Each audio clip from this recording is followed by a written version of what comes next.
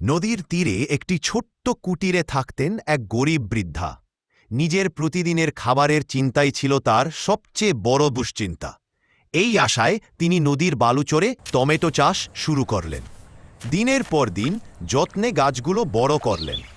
বহু কষ্টে বড় হওয়া টমেটো তোলার সময় যখন এসে গেল, ঠিক তখনই আচমকা নদীর পানি বেড়ে উঠল। মুহূর্তের মধ্যেই তার পুরো টমেটোর জমি পানির নিচে তলিয়ে গেল।